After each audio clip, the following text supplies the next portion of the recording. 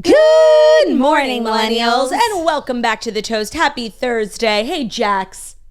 How you doing? I'm doing good because you were just gracing us with a performance. I was singing. I said you should save it for the show because it was sounding so good because I was telling Streisand's right here how much I love him. Oh my man, I love you so. You'll never know. You'll never know. And that is actually one of my new favorite songs. I have a repertoire of 4 or 5 songs that I know I can sing well, like karaoke.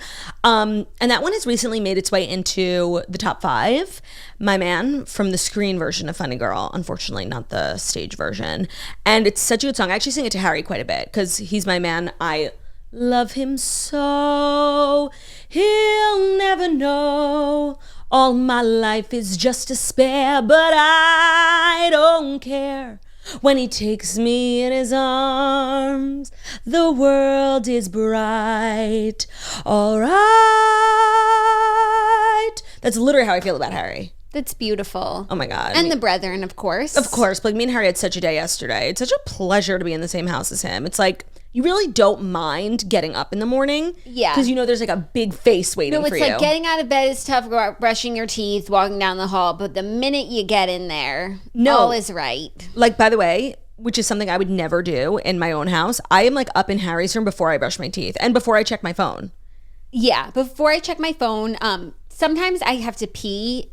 But I usually try and brush my teeth because then once I'm in there, I don't know the next time I'm going back to my room and what if I want to have breakfast? It was just an amazing day of being in the same house. There's an order to things. In the same house as Harry. It's not, I feel maybe it's something you might take for granted because you live here. But to be not only in the same house, his next door neighbor, it's such a privilege. Yeah. And I don't even mind when he wakes me up, Mm-hmm. It's a delight. I was though tossing and turning all night. My mind was elsewhere because we, right before bed, decided to do the dumbest thing ever and watch the first and last episodes of Catching Kelce, the reality show starring Super Bowl hopeful Travis Kelce. I had never seen it. Jackie was it's really good. When I tell you, I bought the whole season for $13. I had every intention to watch it. It was so dumb. It wasn't bad. I was just actively losing brain cells. And the girls were moronic. Travis was moronic. It was honestly atrocious. And I really did. I wanted to see who won. And I watched the first episode and then we watched the second episode and I just skipped to the end. I was shocked. Last episode. We were we'll watch the first and then she didn't want to watch more. I was okay, but we have to watch the last. We turned on the last. She couldn't even watch that. So we just skipped to the last 5 minutes and she was genuinely shocked at who won. Even when I came in, you were watching the first episode and I was looking and I remember a lot of the people. And I didn't see the person who won. I was am I misremembering? It was literally 20 minutes into the episode that they even showed her. I know throughout the season she became more relevant, especially in house drama, but there were 20 girls there and we did not see her for 20 minutes. No, and the show was obviously mirroring The Bachelor in a lot of ways because I think a lot of, dating shows did at the time. And the way the show just made no sense. I'm glad I didn't waste my time because we literally watched an episode where Travis singled out a girl and said she was the hottest girl in the house, 100% his type. There was nobody more hot. And she went home the first episode. And of course, maybe not the hottest girl wins because you develop connections, but the hottest girl makes it past week 1. It just lacked logic. It was literally one of the dumbest things I'd ever seen. And I got a lot of messages when I posted that we were watching it of people who new girls going on the show. They said it was so fraudulent. Travis was hooking up with a bunch of the girls. It was not real. It was completely scripted. It was so fake. So honestly, if I had wasted, there were 7 episodes, 7 hours, actually 8 because the last episode was 2 hours. If I had wasted 8 hours, I would have been so annoyed. But now I feel I got the gist of the show. And now when we reference it literally every day on the show, I feel I know a little bit of what I'm talking about. Yeah, you are definitely missing out. It's definitely it was a cultural shift for sure. No, it wasn't. It actually wasn't. I watched it when it aired and it was something special. He's a cutie. The brother made an appearance. The brother is on the show too. So you get a sense of their personalities. Plus, because of their podcast, you also get a sense. There's a story about them today. Okay, their podcast is #1 overall in the App Store. Deservedly so. No, I love this moment for podcasting. Yeah. Because all we have is this moment. And for brethren. Yeah, and for families. Yeah. And I'm glad that they're not letting this really come between them. Yeah. And we can all just appreciate the moment of the Kelce Bowl. Yeah, the Kelce Bowl. Also, I guess we'll talk about them when we talk about them, but Jason's kind of coming up as the superior brother. Let's wait. Okay. Because I have thoughts too. But today's also just like a fabulous special episode because, of course, you girls are back together again in front of the flamingos, yada, yada. The brethren are in studio. But we have a very special interview. So I was like being really annoying when I was in LA, like secret interview, secret project. The first one was obviously Jay Shetty. And now the second one is airing. It is Taylor Lautner and his wife, Taylor Lautner. They just launched a podcast. So they wanted to come on, talk about their podcast. Of course, like I had to go deep on the Twilight of it all. And honestly, I was so obsessed with talking about Twilight because people are like, please tell me you asked them about like Back to December. When I tell you I forgot, like, and I feel bad and like I was like kind of annoyed at myself last night. I'm like, how did I literally forget? And I had a question, like a really funny question, the way I would phrase it. Like I had it rehearsed in my mind. I was going to be like, Taylor, do you sleep amazing at night? And he's going to be like, I guess. And what do you mean? Let's role play, okay? It's okay. It sounds like you're about to go into an ad, but I know what you're going to say. No, it's not an ad. No, I'm saying, but that sounds like what you're about to say. Okay. Taylor, do you sleep amazing at night? I'm just curious. Actually, I have sleep apnea.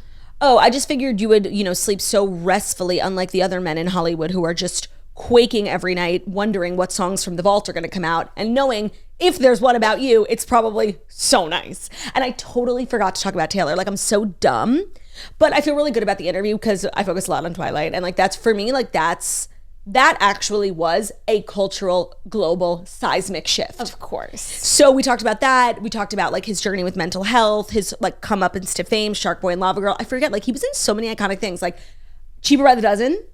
2, he was in like that Rival Family with Eugene Levy, and Valentine's Day. Like he has this like illustrious career, and it was a really good interview. So if you're watching on YouTube, it'll be at the end of this video. If you're watching as a podcast, it'll be at the end of the podcast. And I hope you enjoy it. They're so sweet, and they just got married. That's like a show you reference all the time, and I watched the first episode and like it's not one of my personal references, you know what I mean? You're missing out. And I one know. day you'll binge it and you'll say coulda, shoulda, woulda. Yeah, it's so good, and they keep saying it's coming back. I feel like that's one of the things like they're always saying, like the Hilary Duff reboot, the Lizzie McGuire reboot. No, but that was being rebooted and then it ended. Like there was action there. It's like Legally Blonde 4. But it is happening. Right. But no, like Scream Queens, like no one's heard anything since someone said it was coming back. Yeah. So it's just not like a reference in my portfolio of references. You're missing out. I know. Like everyone's there. Everyone. Glenn Powell. Nick Jonas, Ariana Grande. Nick Jonas, Leah Michele, Kirstie Alley, Jerry O'Connell. Isn't Keke Palmer in it? Yeah. Shit. Now, like that's something that'll get me to watch it. Yeah. We need to get Keke Palmer on the toast. Do your thing. I know, but she's like pregnant now, and she's like at the final. Like it'll be a while. You'll have to wait. Don't put the ask out until she's back from her maternity leave. So we've got a great show. The stories are, you said, light. They're light. They're very like morning show. We're such a morning. We're going back to our roots. Morning show. The morning toast. Yeah, we're going back to our roost. When we rebranded, we should have went from the morning toast to the morning toast. I totally agree. Oh, we changed one letter. One letter. Honestly, how did we not think of that? Because we're stupid. We're so dumb, and I think we're getting dumber. You know? No, it's like we're dumb and we're getting dumber, but we're also smart and we're getting smarter. So fucking true. Like honestly, nobody is smarter than us. Literally. But nobody's also dumber than us too. Literally. No, like compared to how dumb some people are, we're not that dumb. That's true. But I feel like unless you really feel like so dumb and so smart at all times, like you're not living. Yeah, no, that's like a famous quote, like from a philosopher. Like dumb people, like intelligent people question their thinking all the time. Okay, so dumb people are like, yeah, I'm right. So true. That's not the exact quote, but that's the takeaway. Don't say that. Don't forget the accent. Yeah, I'm always right. No, it's true. Like dumb people are always wrong, which is fine. But they feel so right. It's okay to be wrong, but it's like they're so indignant in their wrongness. They don't question their premises. Intelligent people are constantly questioning whether or not they're right. It's so important to constantly be asking questions, which we are. I'm questioning everything. Everything. The $40 is still sitting there, but I have a plan for it today because we're going to Target. Okay, and I feel like we're gonna put it to work. That could be our lunch. We're gonna put it to work. Yeah.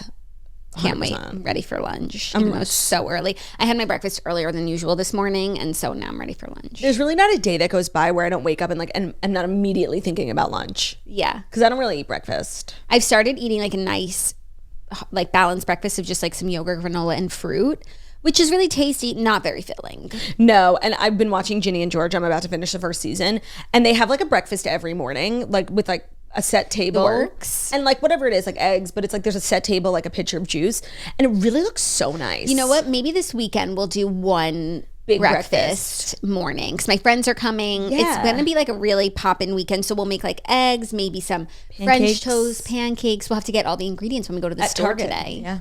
No, like that's something that definitely like I want for my future.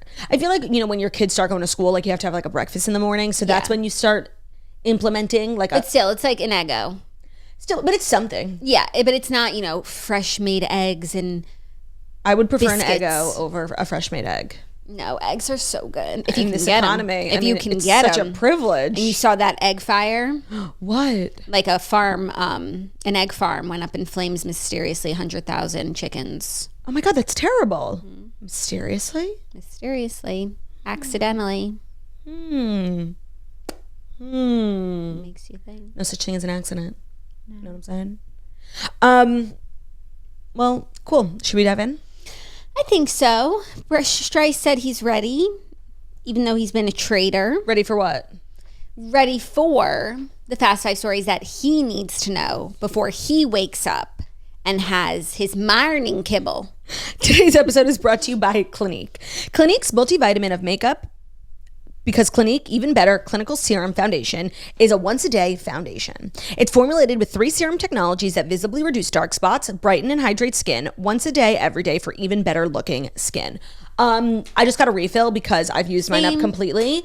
It is the best foundation. First of all, just like in terms of makeup, like coverage, it's really, really beautiful. It lays so nice on your skin. It's buildable. So if you want like a sheer coverage or you want more full coverage, but I feel like whenever I used to wear foundations, it would like clog my pores. And at the end of the day, I'd be like red and just have all these different issues with my skin.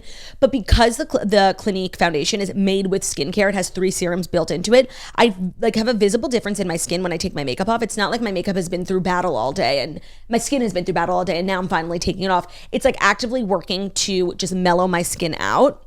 And in as little as 8 weeks, your skin appears even more toned, more radiant, and smoother even after your makeup is removed. Calling it a foundation does not do it justice. It is a clinical foundation because it's built with 3 serum technologies. It's a hydrating formula. It provides 24-hour full coverage. It has a matte finish. It has a lightweight texture, a 24-hour color true wear. It is oil-free, waterproof, sweat and humidity resistant. It's non-acnegenic, non-caking, non-settling, non-creasing, non-poring, and non-streaking. It's a really, really beautiful finish on your skin. So your makeup will look great. Nothing will change. Like you'll still look snatched, but you just know like the foundation that's laying on your skin is not actively working against you. It's hydrating. It has serums in it. It's made with skincare. The package is really beautiful, but it's also sustainable. So every glass bottle of the Even Better Clinical Serum Foundation can be recycled. You just remove the cap and the pump. You'll rinse the glass bottle and then you'll place that in the recycling bin. It's available in 42 shades. The shade matcher online works so well. I got literally a perfect shade match. You can find your shade with the Clinique Clinical Ready Shade Match Science. It's a virtual try-on. It works really well. Just once a day for even better looking bare skin, shop the Clinique Even Better Clinical Serum Foundation this Valentine's Day. For 20% off, you can use the discount on their website. It's valid through Valentine's Day. You'll find your shade at Clinique.com, and that's the Clinique Even Better Clinical Serum Foundation. It's 20% off through Valentine's Day at Clinique.com. So check that out. Today's episode is also brought to you by Stamps.com. It's the post office elevated. Postage rates in general, just increased again. But luckily, Stamps.com has the best discounts in the industry. We are always using Stamps.com. I feel like since Jackie moved, we're probably using it even more, sending like merch samples back to each other. And honestly, there's no hell greater on earth than going to the post office. But thanks to Stamps.com, you don't have to because you get all the USPS shipping rates, UPS too. You get all that access at your home. You can print postage, ship anything, any size, anywhere. They have been an indispensable resources for over 1 million businesses, including the Toast. You can print postage wherever you do your business. Basically, all you need is a computer and a printer. They'll even send you a free scale, so you have everything you need to get started. We love Stamps.com. It has been such a lifesaver. One thing about us, we're not going to leave our houses, and Stamps.com is making that easy. You can get a 4-week trial, free postage, and a digital scale when you go to Stamps.com/toast. Thanks to Stamps.com for sponsoring today's show. Again, that's Stamps.com/toast for a 4-week trial, free postage, and a digital scale. Thank you, Turdy. You're welcome. Just want to say, yes, 100,000 chickens burned in the Connecticut fire. And then I was just searching chicken farm fire. Mm-hmm. And in December, 250,000 chickens burned in Florida chicken farm. Someone's coming for the chickens. $250,000. Someone's coming for the chickens. That's $100K. Someone's coming for the chickens. Protect our chickens. Someone is coming for the chickens. You know who else they're coming for? Strice. Punxsutawney Phil. As they should. Because yesterday or today is Groundhog's Day, 2023, and Punxsutawney Phil predicted 6 more weeks of winter Does weather. he ever not? Like, my God. He's so negative. So unpopular. And it's like, Pux, if you just said it was going to be less, no one would hold you to it. No, he's so negative. I don't believe in like Groundhog's Day, and I feel like I'm actually having like Groundhog's Day right now because I feel like we have this conversation every single year. As we do, we need to acknowledge Groundhog's Day because it's just a farce. fucking sweet. No, it's just a sweet tradition. Like all these guys dress up like colonial men, and it's just fucking funny. And like I can't believe it still happens. I can't believe it still happens too, especially after, you know, the kind of scandal a few years ago where Bill de Blasio actually dropped Punxsutawney and killed him, and then they like covered it up at the zoo. Yeah. So I hope the new mayor is like having more respect for animals. Yeah. And this is what I say every year, and like I can never remember the answer.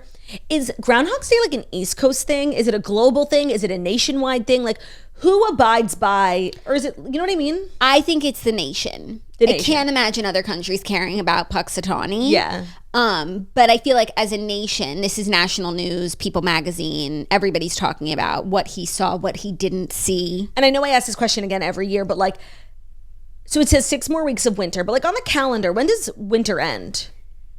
March? March 21st. That's every year. Does Punxsutawney change that? Like, No.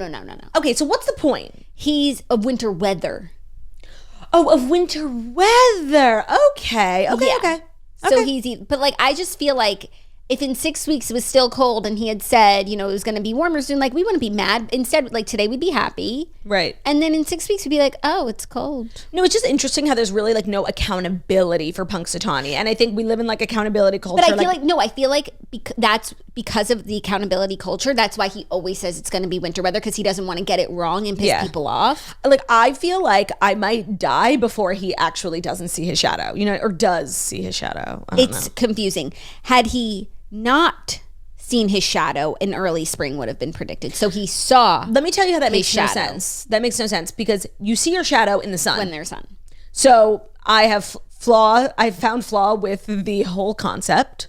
Yeah, but the National Oceanic and Atmospheric Administration previously reported that Phil's predictions pan out just 40% of the time. So he's on par with meteorologists everywhere. Right, that's the thing. There's like really no accountability in, you know, the weather prediction. Yeah, and it's like meteorology is allegedly like this huge science. Like it's not like they're just guessing. Like they have like radar. Right. They have and yet they're radar. Always wrong.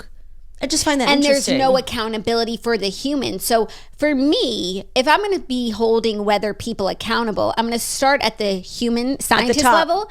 And then when I'm done with all of them, maybe I'll get to Punxsutawney Phil. Speaking of accountability, do we have it as a story, or can we talk about it now that Michaela made a return? It's not a story because she didn't say anything. I know, but we need to at least talk about how like this story has finally come full circle, because Michaela, after like of going radio silent for a week after the whole mascara lash, we talked about it last week. If you don't know what we're talking about, go find the episode called Lashgate. She has returned with a big nothing burger. She just like went back to her regular content. She didn't feed the trolls, which like I love for her, but like I did want like some drama, you know, like I wanted, and like I wanted resolution. Like, were you wearing them? And also it's like, it just felt a little wrong because I don't feel like she's one of those people who doesn't care about all this drama. So it just felt like it was hovering, as opposed to it being someone else who's like, I'm not giving this air. You know, we know just based because she shares so much, we know she's not like an unbothered queen. Like she's actually very easily bothered. Mm-hmm. So to act like this wasn't, you know, didn't faze you at all, like we know that's not true. Yeah. I wanted to get like a resolution. But I don't think Michaela lied. You don't? I don't think Michaela lied. I don't think people died. I actually know for a fact that nobody died, and it's so important to remember that. Chickens died. Yeah, and we should be talking about that. Michaela didn't lie, I don't think. You think you're standing by like you think it was a filter? I'm standing by that I think it was a filter, therefore when she said no lash was used, it wasn't a lie. And she doesn't need to get into the semantics of it, but she can sleep at night knowing she's not a liar. Okay, that's fair. I mean, we'll never know because she didn't tell us, but whatever. So that's my prediction. Because if she lied, she'd be like eating herself up inside. I guess. And she'd feel the need to say something. You know, it's like guilty. It eats you up. Heavy is the head. Heavy is the head. Where's the guilt? And that's probably how Punxsutawney feels. Like, it's a lot of responsibility. And he's only predicted in early spring 20 times since the tradition began in 1886. Oh, wow. Sounds like there's a flaw with this system. No, the flaw is that he doesn't want the backlash of getting it wrong. Yeah. So he'd rather overestimate winter and people be pleasantly surprised than be canceled. And you know what? I can relate. He's erring on, kind of like Dr. Phil, just like erring on the side of caution.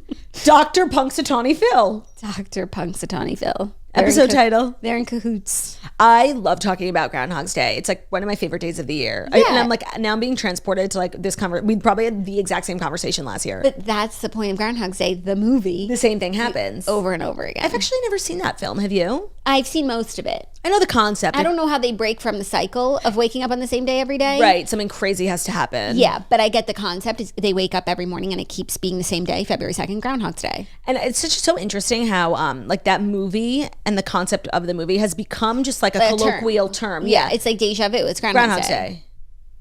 I like that. Yeah, that's Powerful why stuff. That's why every year we have to have this conversation. I know we would be doing our brand a disservice. And we'd be doing Punxsutawney Phil. Like these guys, they get up in the morning. So true. They put on this farce. Yeah. The least we could do is talk about it. And they've been doing it for over 200 years. It's just less than 200 years. It's just so funny to me, like the whole concept of like, you know, everyone getting dressed up, going to town hall, Punxsutawney, whatever. It really feels like something. Literally, I'm watching Ginny and George right now, and Scott Porter, our favorite, you know, bad actor, is the mayor of this like small town. It feels like this dumb thing like a small mayor would do, but it's like the mayor of New York City. Like everyone gets involved. Yeah, no, but the mayor of New York City is not here. He wasn't there? No, this isn't like a New York City thing. It's a Pennsylvania thing. And I think, yeah. I feel like the mayor was that like always there. No, he's not mentioned. Let's search. Wait, so Eric Adams Groundhog. So it's not a New York thing. Why did I think that it was? Because you're just like so self-involved. Yeah. That does track. But then there's also a Staten Island Groundhog, Staten Island Chuck. Oh, all right. And that's where Mayor Adams would appear, but he appeared in a video message giving it the least. Tell me you don't care. He's doing the least. Wait, okay. Chuck, that makes me want to cry. Like, talk about being irrelevant. Yeah. Like, there's only one. I feel like every like state tries to do their own thing, but Punxsutawney Phil is from Philadelphia. Oh. And he is the one to watch. He's the one. And he's the only really, you know, Groundhog I respect, if I'm being honest. He comes from a long line of Phils. Mm-hmm. I wonder where he lives the rest of the year. Yeah. Oh, okay. Mayor Eric Adams skipped Groundhog's Day activities to attend the funeral of an NYPD officer. I'm so sorry. I take back everything I said. I take back what I said, too. Respect. Well, sounds like he didn't miss much because it's the same thing that happens every year. Yeah. And it was Chuck. Chuck. Not Phil. Anyways, happy Groundhog's Day, everyone. Hope you're celebrating with someone you love. Or watching the film. Next up, Jason Kelce says his pregnant wife, Kylie, is bringing her OB-GYN to the game as a Super Bowl guest as she is 38 weeks pregnant. Oh, to be rich. Philadelphia Eagles center Jason Kelce and his family are ready for what's being dubbed the Kelce Bowl. Speaking with his brother Travis on their podcast, the two discussed having their family members at the 2023 Super Bowl, where the Eagles will face off against the Kansas City Chiefs. Jason asked, are mom and dad sitting on your sideline? Are they sitting on my sideline?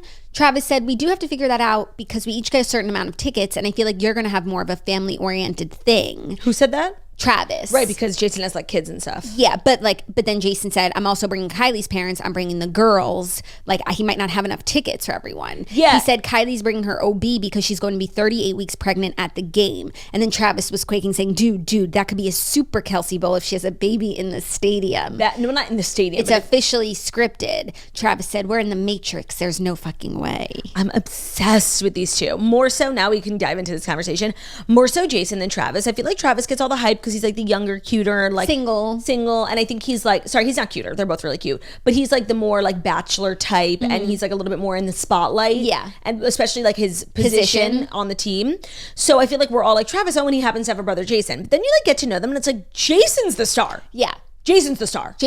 He's certainly the star of the podcast. Oh yeah, he's the one keeping it on the tracks. He's kind of like you Totally. He's you and like I'm Travis, and everyone's like, oh, it's like, you know, Travis, like we all know him, but then like you watch and you're like, Travis is annoying and like fat. No, I'm kidding. No, but it's like if you like had a reality show, like I would just come and support and give you good advice. No, but then like if we had a podcast, which we do, people would come to the podcast and be like, wait, Jackie's the star of this show. Yeah, she's got something to say. Yeah, I actually see a lot of myself, unfortunately, in Travis.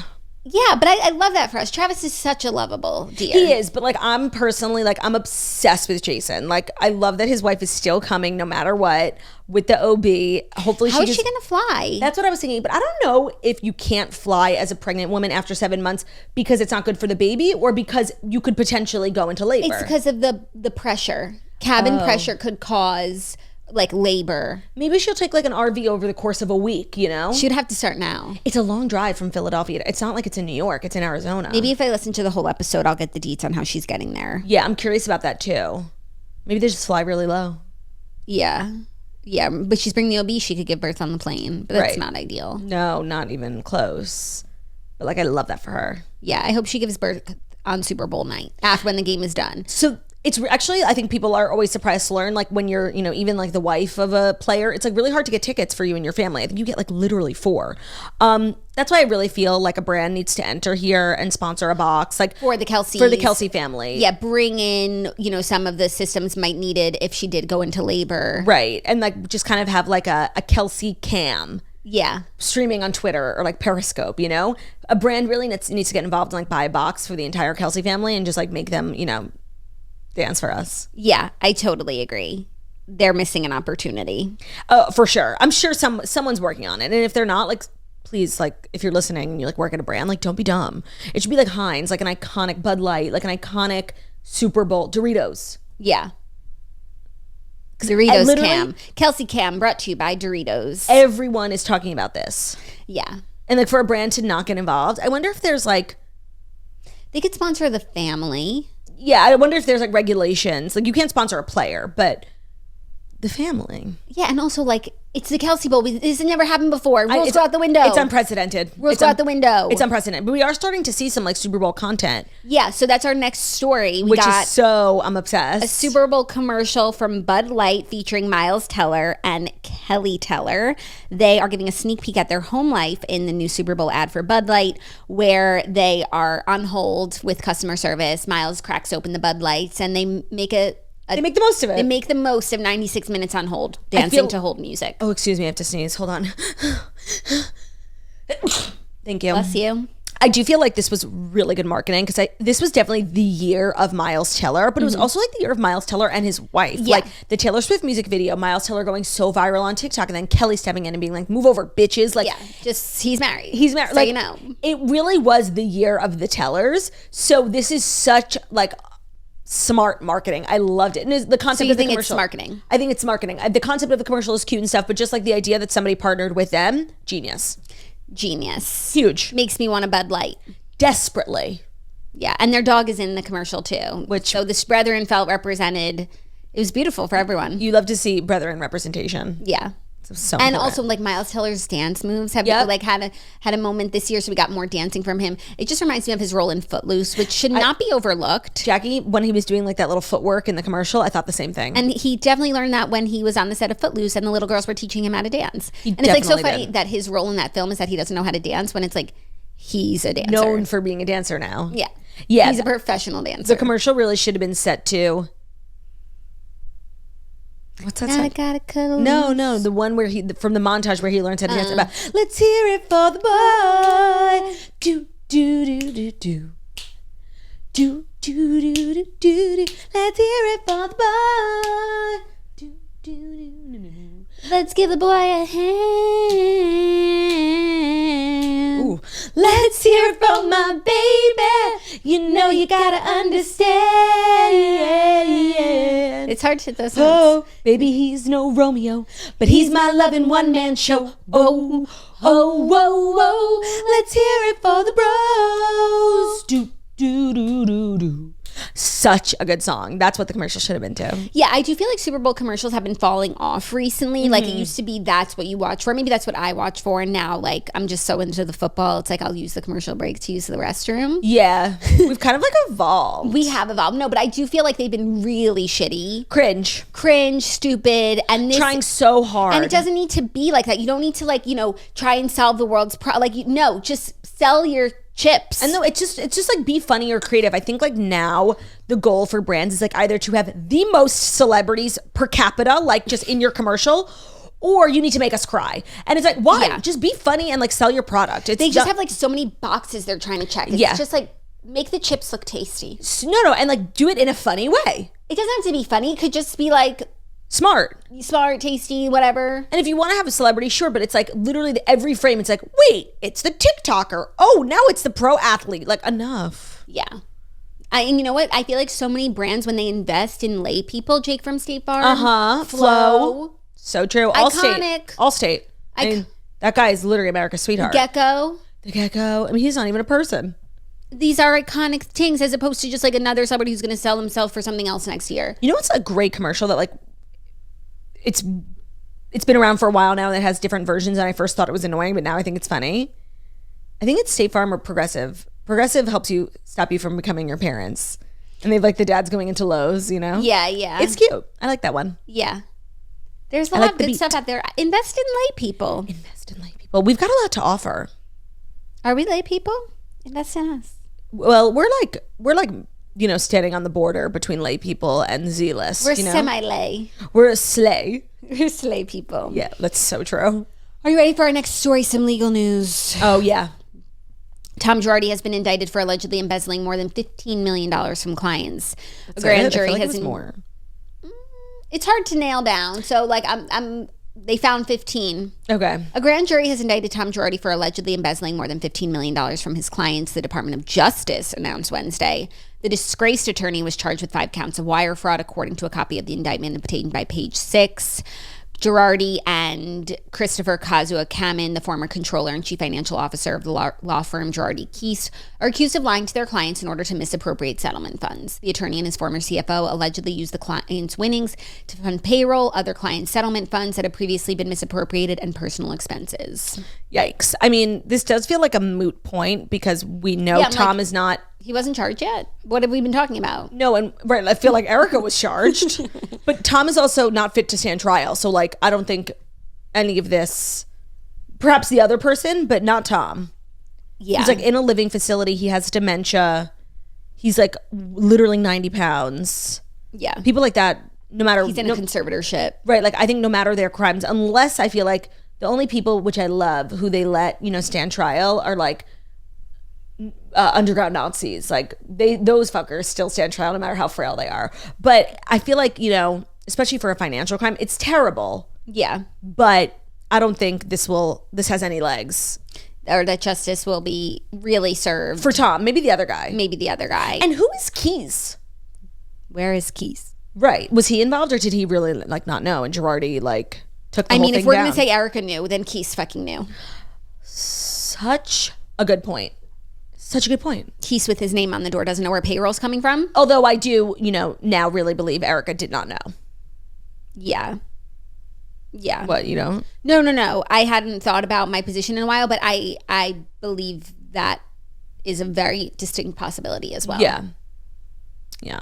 Just plausible deniability. Yeah, I mean, Tom wouldn't even like let her like come to work events with him. She wasn't like coming to the office and looking through the books. Yeah, it just like it was I had needed to come to terms with the fact that their marriage wasn't what I thought it was. Like I really, all these years and the way that she described it, especially in her book, like really as much as of a marriage of equals as it could have been given their situations. Mm-hmm. And so it was more so realizing like, oh no, she was just like in a marriage with like a nasty old guy who was controlling, and she made it look like something that it wasn't. Right. Correct. So coming to terms with that. That's what I've been coming to terms with. I'm so glad you've been working on that. I didn't know you were working through all of that. Yeah. I forgot that I was working on that because you're constantly working on so many things, like the redheads, the chickens, yeah. And Beverly Hills hasn't been on in a while, so I forgot where I stood, but that is where. It's really crazy. Like I have, and I know you too. Like I don't watch Bravo.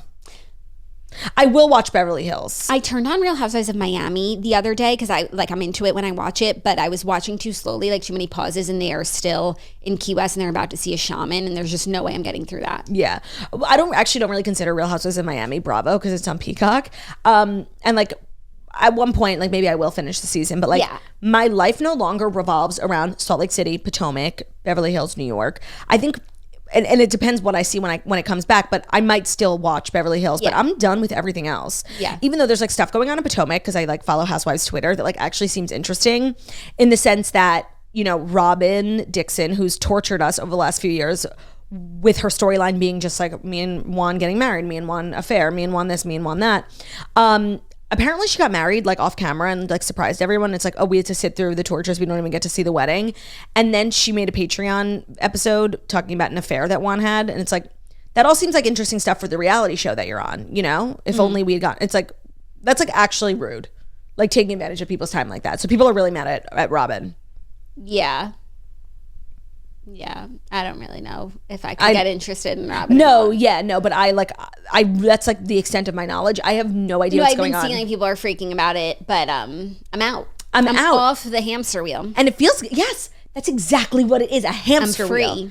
I'm free to do what I want any old time. I really am. Like, it feels good. I didn't even realize it. Mm-hmm. It feels good. Freeing. And now with like Roni Legacy probably not happening, I'm really free. Yeah. Our fifth and final story, you ready? It's a little more reality TV show news, though. Sure. So maybe, you know, you won't be free much longer. So true. Sylvester Stallone's reality show. I'll be free. The Family Stallone, which is a good title. Yeah. Like the Family Stone. The Family Stallone. Oh, yeah.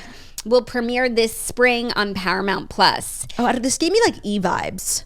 Yeah. But E doesn't invest in anything anymore. They're just like waiting for someone to rescue them. No, E invests in people for like a few months and then you never hear about the show again. Yeah. Sylvester Stallone is gearing up to share a whole new side of himself. On Thursday, Paramount Plus announced that the new 8-part docuseries, The Family Stallone, starring him and his wife and his daughters, will premiere this spring. Also, his show that he's on right now is on Paramount Plus also, Tulsa King. So he's just like a Paramount Plus king, and I think he's in a Super Bowl commercial for them.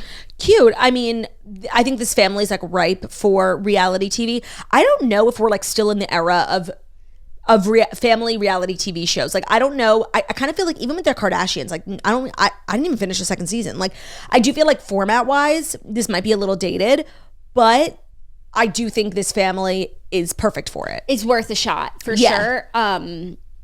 And I forget what else. It reminds me of like Bradshaw Bunch. Yeah. Like really pretty, cool kids. And the recent drama about like him and his wife getting divorced and now they're not getting divorced and like they're well enough to do a show together. Like, interessant. It makes me think it was like, you know. It kind of makes me think that. No, I don't think so. Because like, why would we care? You know? No, I don't think it was for press. I don't know. Makes you think. But I'm sure they'll be discussing it on their reality show. But the daughters... I love a reality show that's now called the docuseries. I know. Like, I love that rebrand. Yeah. But the daughters are like super cute. They have a podcast. They're like young Hollywood girlies. Yeah. So... they're like close in age and they look alike and that bodes well. And they're just like perfect for reality TV. So I think it'll be good. Yeah. Sharice, do you want a reality show? I think kind of...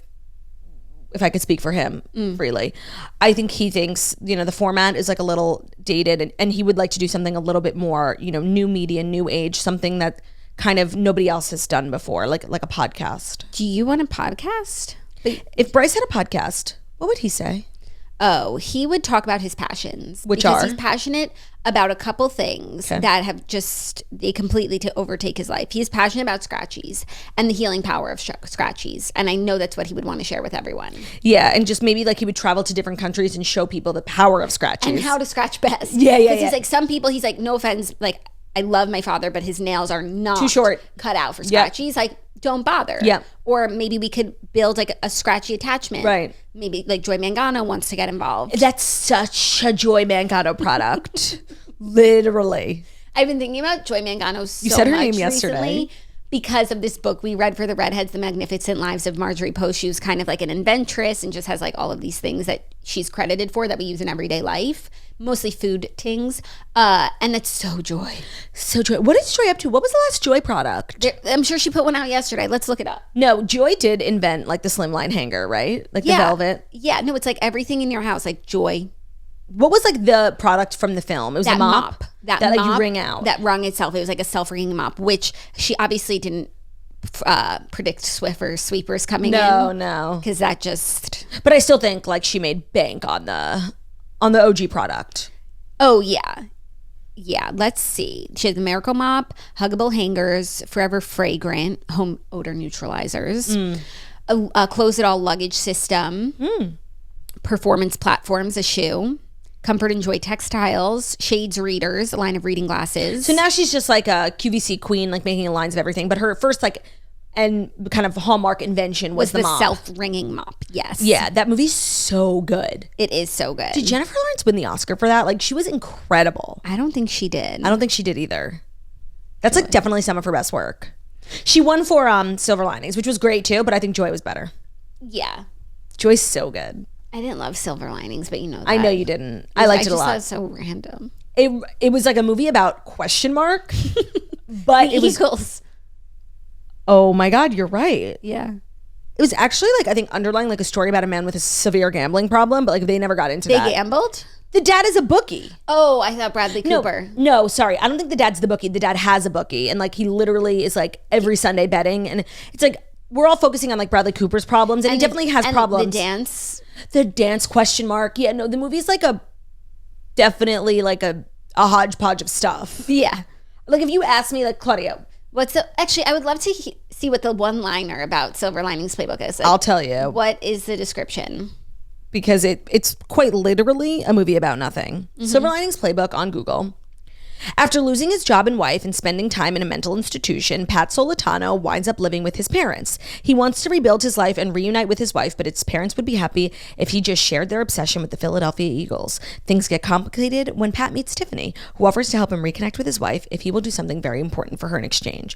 I mean, that does like really sum up what the movie's about, but again, it doesn't say like what this movie's about. Right, and what's like the moral of the story? What's the moral of the story is sometimes what you're looking for is right in front of you. Yes. That's what the moral of the story is. That's always a good moral. Like all he wanted was like his wife because he wanted like family and stability and love. But he literally had that with Jennifer Lawrence and in his own home. But he was just like too obsessed with his ex-wife to see it. Yeah.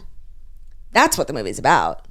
I think it was a book first. I could see that being like a better plot for a book where like nothing happens. That's not what Rome was about. We sat down for a movie. I want a real movie. Yeah, and that's why you should watch Joy. Yeah. To bring the point back home. For some joy. Well, what's so delightful about today's episode is that it's far from over. We have coming up next our interview with Taylor Lautner. I hope you guys enjoy it, and his wife the Taylor Lautners. They're both named Taylor. I hope you enjoy it. It's, you know, if you're a twihard, you're really gonna love it. And it is brought to you by Canopy. For a long time, I've been using a humidifier for my skin, my sleep, and my overall wellness. But the problem is that traditional models are notorious for being ugly and impossible to maintain. Ugly. Let's talk about that. Well, I was married to a man who would literally, he's obsessed with humidifiers. I didn't really get it. And he would pick up the ugliest ones from the side of the road. Like, the uglier, the better. They're disgusting. They get moldy. They make like the weirdest sounds at night. And they don't actually do like work. And so I was like against humidifiers. Like Ben used to want to bring one with us when we traveled. I'm like, no, it's literally placebo. And then I got the Canopy one. I think I was influenced the first time I got it from Lauren Bostic.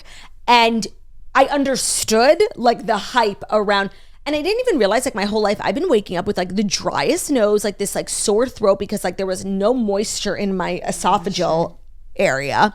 And the Canopy humidifier is game-changing. So it's recommended by leading dermatologists. The Canopy humidifier is a completely reimagined humidifier that elevates your home for the ultimate in skincare and wellness benefits. Their unique features and design make it the easiest, cleanest humidifier out there, and it is truly healthy skin's best kept secret. It's also not busted looking. Like it's nice. Like you can leave it on your nightstand and it looks just like a nice, vibe for your home. It contributes to the feng shui. They have a clean, no-mist moisture that effortlessly hydrates your skin to combat dryness, dullness, and fine lines and wrinkles. Its hassle-free technology inhibits mold growth, and the parts go right in the dishwasher. It's that easy. It shouldn't be that hard to clean your humidifier, and Canopy understands that. Throwing it in the dishwasher, genius. I feel like after a week of these like old crusty humidifiers, it would turn like brown and green. It's so gross. And then it's like actively working against you.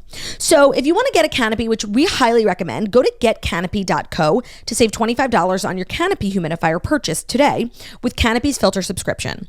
So even better, you can use code TOAST at checkout to save an additional 10% off your canopy purchase. Your skin will thank you.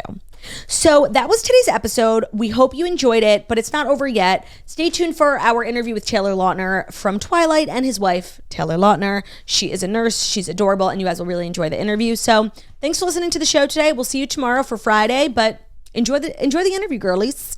Love ya. Bye. Welcome back to The Toast. I am quaking. I'm so excited for today's guests. It is going to be a little confusing because I am sitting down with Taylor Lautner, and I'm also sitting down with Taylor Lautner. Welcome, Taylor Lautners. Thank you so much for being here. Thank you for having us. I feel like that's a perfect segue into my first question for you guys is having the same name. You just got married. Yes. I told you this. I feel like every time I see you, I'm like, I have friends named Taylor who also are married, but they didn't change it. But I do, and they chose not to change their names, but you guys went for it. We did. Let's talk about that. We did go for it. We've talked about it a lot before we got married, but I was just like, what do you want to do? And she's like, I don't know. And then I was like, well, whatever you want to do, I'm fine with. And she's like, well, I mean, before I met you, I was always planning on taking whoever I married's last name. So I don't know why it would change that. That's fair. I mean, we know why it would change that, but...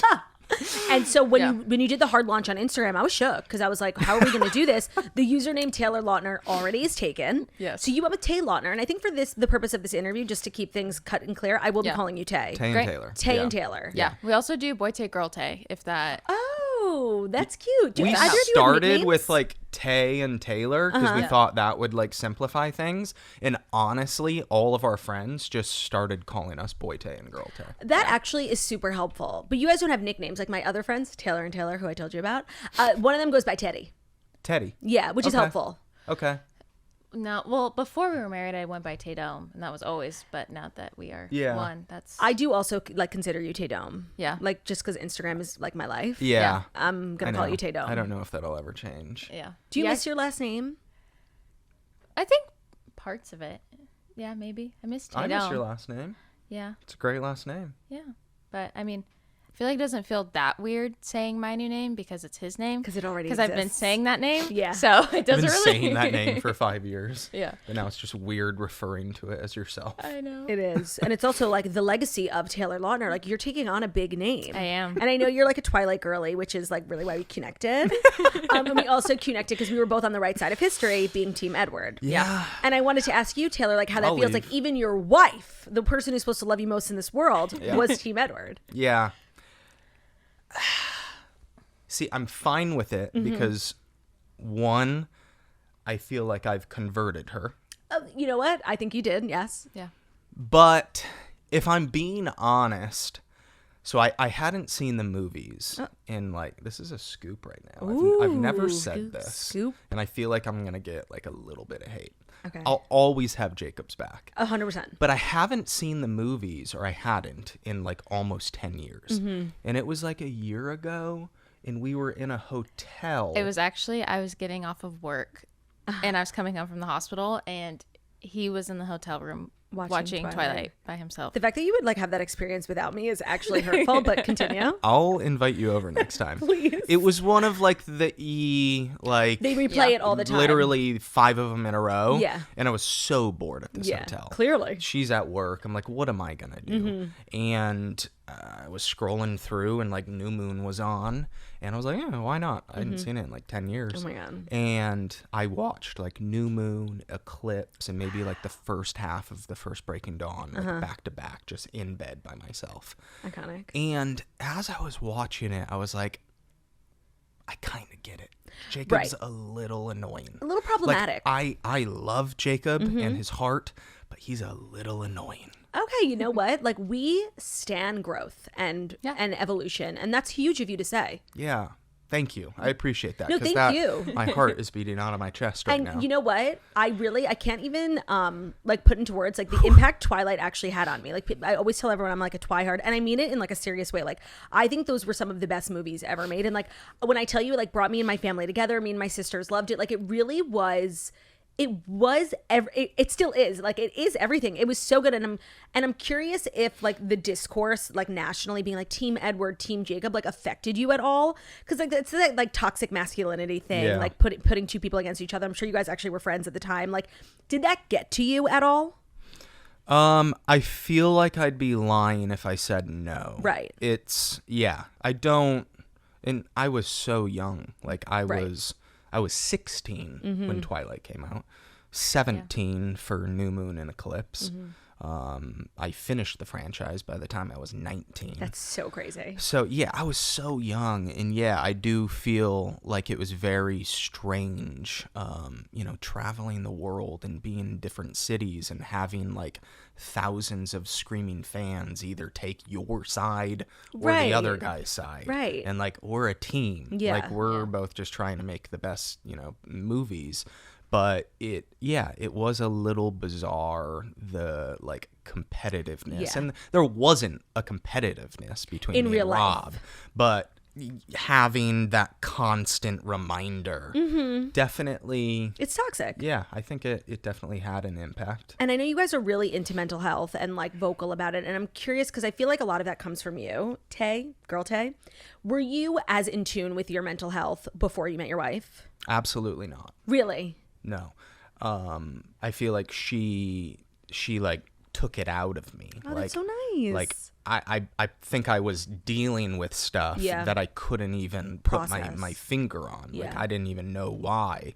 And then I think it took, meeting Tay and us just having great intentional conversation together, both ways. But having a safe place where I felt okay being like, yeah, you know what? It was tough. I'm not okay. Yeah. I probably am dealing with some stuff that started when I was 16 years old. Yeah. And now I'm 30 and still haven't really addressed it. Dealt with it, yeah. So, yeah, I'm very thankful for that. That's awesome. How did you guys meet? His sister. Oh, I love that. Tell me more. Yeah. A mutual friend, my best friend and a girl that she went to school with, the same person. I met Taylor's sister through her, and I think I'd met her like twice. And after the second time, she called Taylor and was like, hey, you need to throw a game night. I have a girl for you. Oh, I love that. I want to bring her over. And, I mean... I orchestrated this game night. Love that. My sister came and brought like 5 or 6 of her friends, so it was like organic. And I had no clue that there was a setup. Yeah. That's kind of the best way to go into it. Like, nothing to lose. Yeah. Yes, agreed. For her, not but for you. It took her forever to Really? pick up on what was going on. Taylor's like the sweetest human ever, and I always say like him hitting on me. I didn't know he was like hitting on me because he was just being so nice, like just normal. Well, also because I feel like just like guys nowadays are just so like right. And know? the elephant in the room is like, you're this larger than life personality. We grew up watching you. How do you navigate that? Yeah, I mean, I wish I was better at it. I'm just awful at like. I mean, it worked out. Yeah, it That's did. true. Maybe you're not that bad. But look at you now. It took like a good month and multiple hangouts for her to even realize that you were trying. I asked for her number and like I'm texting her, and this whole time I'm texting her every day. She thinks I'm just wanting to chat with my sister's friend. My sister's 6 years younger than me. Right. So it took some work, but we got there. And you guys just got married, right? How long has it been? Almost 3 months. What was 2 months now by the time this airs. Right. Yeah. What was the wedding planning process like? Like, me and Jackie speak on the podcast all the time how it was genuinely one of the worst times of my life. Did you guys have the similar experience or no? At times We had hiccups. For sure. Definitely had some bumps in the road. Yeah, I feel like us being like both of us being very involved made it like better and sometimes worse. Totally. But we liked the same things. We knew we wanted the same thing. We had a small We didn't disagree wedding. on anything. It just was like, and we love our wedding planner. He was phenomenal. Yeah. But like we also like know what we want. Mm-hmm. So I think the 3 of us just being very involved It's helpful. Yeah, it was good, and sometimes too many cooks in the kitchen. Right. But, Yeah, there was also times where I was like I just didn't care. Like the biggest thing I were knew an I wanted. easy bride. I knew I wanted like like I love flowers. Me too, Like, yeah. I knew like I wanted that, but I knew the colors I wanted, but No, like, no Bridezilla. our wedding planner would bring up something. I'd be like, nah, whatever you think. Right, Yeah. right. You guys are so chill. Couldn't be me. I would hope so. Yeah, we'll go with Chill it. with that. And so, can we talk about your background a little? Because I feel like I wouldn't, if I'd known you both separately, I would never have paired you together. You come from totally different backgrounds. Yeah. Very. You grew up in California, correct? But not in the way that you grew up in California, Yeah. Boy Taylor. Like, you Correct. were very much acting from the time you were, what, 11? Technically 8. I started when I lived in Michigan, and I was 8 at the time. Moved to LA when I was 11. And you really, like, wanted it? That was, like, what your passion was? I didn't see it coming. I was like, I grew up just playing like every sport possible, and I mean the main thing I did was extreme martial arts. Really? And That's how he can flip. Oh, right. Jacob was always doing the most. Oh yeah, yeah, the most. Yeah, so that was my life from like 5 until 13, 14 was like just once a month traveling the country, sometimes world for tournaments. And it was my karate instructor who lived here in LA, was actually the Blue Power Ranger. Wow. And he was like, I think you should like give acting a shot. I think you'd be good. And for a while I was like, I don't know about that. And he finally convinced me and my family to come out during a summer, go on some auditions, see if I like it. We stayed with him. Very sweet. He got me an agent. Wow. And yeah, I didn't book anything for that Right. whole summer. I got a couple callbacks and I was Yeah. like, this is fun. Went back home to Michigan. My parents were like, what do you want to do? I was like, I want to do this. And they were super supportive. Very. Wow. Yeah. So they That's were like, awesome. okay, well, if you want to do it, you know, we probably have to move to LA. We can't really, because we actually, for almost 2 years, did it from Michigan. Oh, that's tough. Yeah, it was really rough. I can only imagine on them. Right. So yeah, we eventually made the move, and very supportive family. And how long were you here before things started to take off? Like Shark Boy and Lava Girl was the It was first kind big of thing, crazy. right? That was the first big thing, and that was it was less than a year before we. Wow. Yeah, or after we moved out. I know it was. And everything changed after that?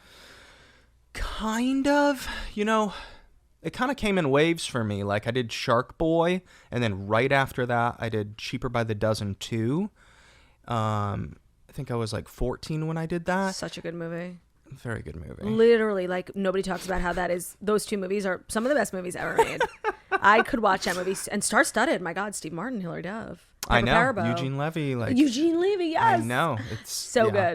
good. So then after that, I kind of hit like a dry spell, and I was going to public school the whole time. So I was going to high school on the football team, and a few years went by where I just couldn't get anything, and I was like, maybe that was the run for me. Shark Boy. Were you like Cheaper. sad, like as a kid, went during that period?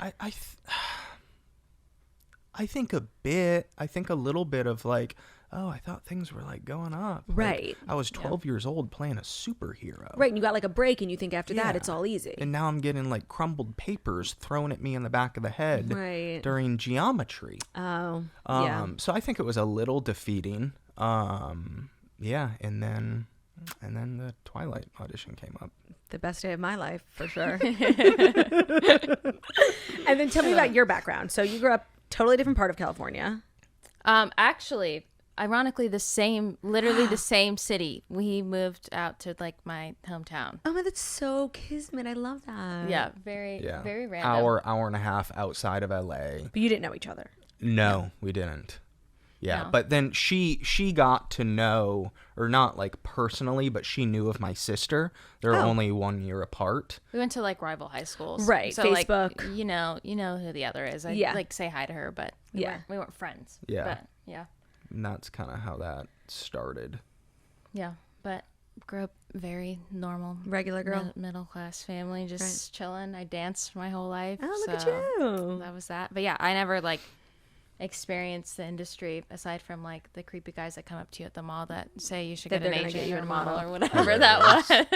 Right, that's so funny. But yeah, no, that was very different upbringings. And so now that you have collided these two very different lives, I'm curious how do you digest all that comes with Taylor?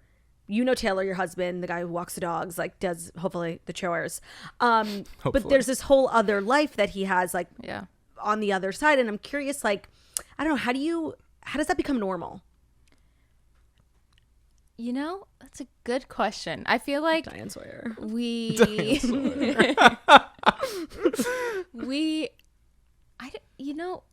I always say that Taylor's just he's just the most normal person. You are. Life with him, if you're sitting at dinner with him, you're not he's not this not, I was going to say charismatic, but you're not an eccentric, he doesn't act any. Suck the air out of the room.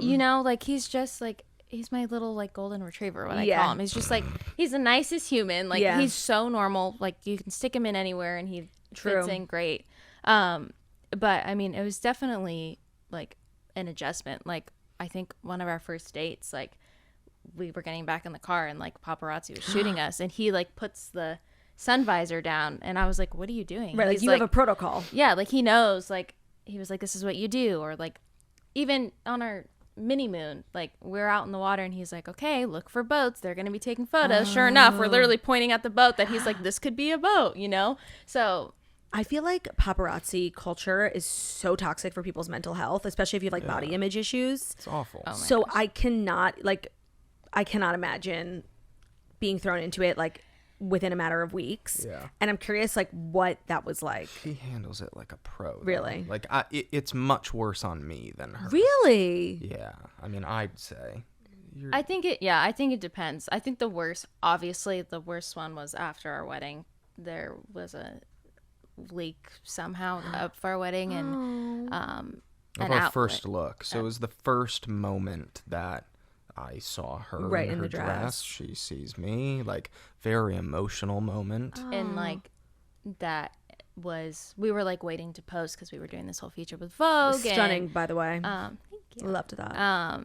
But we woke up after the wedding. The weekend went so great. Everything went absolutely perfect. I literally couldn't have asked for a better weekend. And we woke up to that story and to those photos. And it was sure, take photos at the grocery store. I don't care. I'll be in my sweats and sweatshirt, no makeup. I just don't. I don't care. She never cares. I never seen her this upset. I mean, that's a deeply personal, intimate moment. Yeah, when that's a moment that I've dreamed about for so long, and I was a hot mess. But yeah, it's just that's probably been one of the biggest moments in our relationship that I've been well, this sucks. This is life.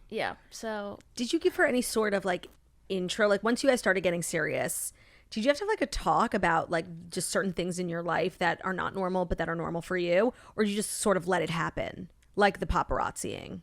Okay, Diane, that's a really good question. Did I don't know if it was sit you down we're dating, here's the protocol. No, here's what's gonna happen if we go out. It was, I mean, at the very beginning, sometimes when we were out, we wouldn't hold hands, right? Or that was right in towards the beginning, but we didn't post. Yeah, but once we came out publicly, hard launch. Did I be okay, this is some of the kind of stuff that happened. I feel I just kind of let it happen naturally, and when something happened, just be or if we're going into a situation and be like if we're going to a party or to an event. show or to but before we did a carpet, you'd be this is the rundown. I don't know what the frick a carpet is, right? So What'd you wear on your first carpet? This really pretty purple dress. I couldn't tell you who it's, but I can't remember it. Were you nervous? Was I don't. She also doesn't get nervous. Well, It's so You're annoying. built for this life, girl. We gotta get you in movies. Yeah. I grew up dancing. It throw me on a stage. I'll talk in front of people, and I'm fine. That's interesting. that's comfortable to me. Small, even though I do love intentional conversations, small groups where I have to that is harder for me than being in front of people. I completely agree. A smaller room of familiar faces. Yeah, I mean, I'd rather do it in front of 50,000 people that I throw don't know. you on a stage at MSG. I completely agree. I totally agree. What's more awkward than talking to people you know? Kill me. And then I'm curious if there was another moment in your guys' relationship where you had to sit down and tell him you were Team Edward. Yeah, when did I tell you that? You made a TikTok that was so fucking funny. Like, it was the best thing I'd ever seen in my life about how you married Jacob and you are Team Edward. When that trend good. first came out, I was like, oh my gosh, I should do this. And I was like, no, I don't want to be like rude to Taylor. And then like a couple months later, he sent it to me and he was like, you should do this. I was like, done. Now that you have his Like, support. there's my Yeah. permission. Yep, done. That was so funny. That was gold. And now you guys are kind of encroaching on my territory. You're launching a podcast, but it's cool. We welcome all podcasters here at Dear Media and The Toast. But you actually told me over dinner the other night that you just did your first podcast interview. Yeah, I literally did my first podcast. So is this and your second? This is my second. So you gave someone else the exclusive.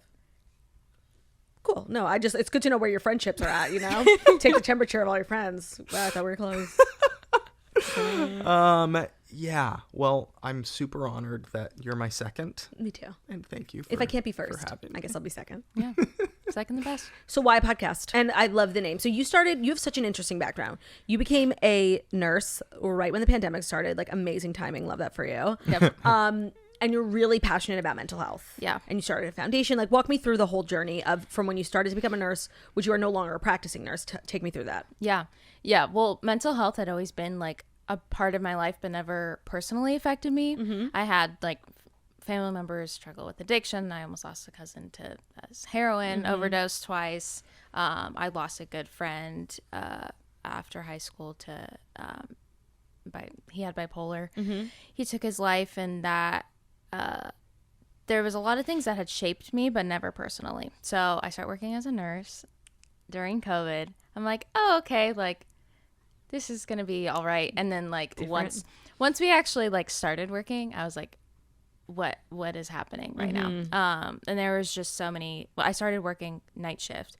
I did like half night shift, and then I switched to days. But it was just the constant cycle of like being understaffed, increasing our patient intake. So instead of 4 patients, I had 5. I was a new grad on my own, having like to run into each room, put all the PPE on, the goggles, the shield, the gown, the double gloves, the masks, go into one room, care for one patient, run out, take it all off, re-put it all back on to go into the next room. Do that without a charge nurse who was like the person who was like, hey, you need help putting this in or doing this. Right, like you're so new. Yeah, that's the person that like helps you and guides the floor. They had to go into our like monitor room because I worked on a cardiac floor. They had to go watch all the heart monitors because our patients needed more monitoring. So it was just a constant cycle of that, or going into work at 2 a.m. to take vitals because we didn't have enough staff for the nurses to take it. And nursing culture is very much like people's lives are on the line. Yeah, it's So- serious stuff. So you just do. You don't really ask. You just do. You don't complain. And you don't look like I literally would hold my pee for 8 hours. You Wow, know, like yeah. there's just no that you don't eat during your shift sometimes. Like you don't question it. You just do it. So there was a cycle of that. And after a few months, Taylor, we were driving somewhere, and he was like, "Hey, are you okay?" And I was like, "Yeah, I'm just like really tired. I just worked it 3 nights in a row, whatever it was." And he was like, "No, but like, actually, are you okay?" And the conversation just like ended. We didn't like talk about it anymore. And that was really the first time I was like, oh, am I struggling with something? Like, how am I doing? And it definitely took me a few months to kind of process that, because also you can't process when you're in that high environment. It's also not normal. It was like this historic thing that you were at the center of, and you were so new. I don't even think like the most trained nurse was prepared for what they saw. Yeah, they don't really teach you that in nursing school. Right. So, yeah, it definitely took some time, but I ended up getting COVID really bad. Not from work, ironically, but I ended up getting sick really bad in like June of, well, now I guess not last year, 2021. Yeah. And You were out for I like was- 2.5 months. yeah, Wow. it She like got it bad. knocked me on my butt. Oh, damn. Yeah. Which was just kind of crazy, but I think that was just kind of like God, the universe being like, You need a break. yeah, like you need to sit down. I'm not good. I'm always constantly doing something. It was like, you need to chill. You need to take a look at yourself, figure this stuff out, because like you're not doing well. Do what's best for you. Yeah. So during that, I was able to kind of be like, okay, I need to leave the hospital. This is not good for me. Like this isn't where I'm supposed to be. So I ended up leaving, And after that, I was like, what do I want to do? Like, I know I have this platform on social media. I really like helping people. Clearly, I'm a nurse. Like that, helping people is It's something. in your it nature. brings me joy. Yeah. So I was like, what do I want to do? So I started this little blog thing called Lemons by Tay. And I was just like, I'll write blogs on here. I'll share, I don't know, thoughts, feelings that I have, some tips and whatever that helped me. And then from there, that kind of morphed into a nonprofit, which I didn't really have an intention of starting. But I woke up one day and I was like, hey, babe, I'm going to start a nonprofit. He was like, what? I was like, yep. He's like, cool. So I started the Lemons Foundation, which is a nonprofit. And then a few months later, I was like, hey, I think I want to start a podcast. Yes. And he was like, what? And I Entrepreneurial said, queen. We love to see it. yeah. So yeah, that's kind of like how we got to here. And it's definitely like, And you're hosting it together. yeah. Are you nervous at all about working with a spouse? It can take a toll. You know, and I don't speak from experience. No. We actually filmed our first episode yesterday. And you're still happily married. Yeah. Fabulous. No, it went really well. Good. The first 2 episodes are going to be me interviewing her and then her interviewing me, just so we can start it off with like baseline. our story of mental health and why we're doing this podcast. And then, you know, we'll have awesome guests after that. But yeah, no, I got to interview her and it was a fantastic conversation, and I'm super excited for people to see it. What is your journey with mental health? I mean, obviously fame is toxic, but you were at like another level and you were 16. Yeah. I mean, I think that's it. I think it's just how unorthodox it was to grow up like that. And my journey is I'm in the middle of it. I'm still figuring it out. I don't, you know, she's like helped me, but I'm still very much in the process of, you know, figuring out what all those things I went through and how they affect me today, and how I, you know, go about life now in the healthiest way. But yeah, I think it was a strange upbringing, so many incredible things that come with it that I'm so thankful for, and, you know, wouldn't trade a thing. But yeah, there's no handbook to No. doing it. Yeah, no handbook to diving in as a COVID nurse, and no handbook to being a werewolf. Let me ask you a question. Might sound weird, but did you and do you like being famous? Yes and no. Okay, that's so fair. I like some of the things that come with it because we get to do super fun things and feel very blessed because of that. But yeah, there's definitely sometimes I wish I could just go to the grocery store and not have to wear a hat and sunglasses. Right. And sometimes we do just want to go to dinner and have a peaceful dinner. Yeah. So I think there's, you know, like anything, there's pros and cons. And what's your take on acting now? Like, is it something you really want to continue to pursue consistently? I think my take is that I am very lucky and blessed from the franchise that I don't have to be working all the time back to back. Because that creates that toxic cycle of like needing projects to work and putting so much energy and like validation into getting the role. And that's the goal. That's where I want to be, is I don't have to feel and put this pressure on myself that I haven't done a movie or TV show in 6 months. Like, what am I doing? Right. I'm failing. Right. I don't want to feel like that, and I don't. Good. Yeah, I want to get to a place, which I think I'm there, where it's like, if a project comes up, that it's a role I'm super passionate about, or it's somebody that I really want to work with, or I just think it'll be super fun, or it'll like just help me grow, like whatever it is, I just want to be able to wait for that opportunity and be like, yeah, this sounds like it would, you know, further me. Right. Either like emotionally. as a person. It's not all about what role you book next. And that's obviously a privilege to be in that position. But I think it's super helpful when it comes to your mental health, because acting can be so toxic when like you're the rejection. It's not a normal way. You're not supposed to feel rejected in your job every single day. Yeah. but that's a huge part of it. Yeah, it's a rough business in that sense. But let me tell you about the business of podcasting, you guys. You're gonna love it. You're gonna love it. It's so fun. You can edit yourself. Like if you fuck up, it's just everything. You can like set up your own cameras, make sure you like the angle. So I'm really honored to have had you on the podcast and also to welcome you into the podcasting space. The podcast is called The Squeeze, which, by the way, actually one more question is, what's with the lemons? Lemons by Tay, the Lemon Foundation, The Squeeze. I love the name of the podcast, but what's the symbolization? Symbolism. Sorry, duh.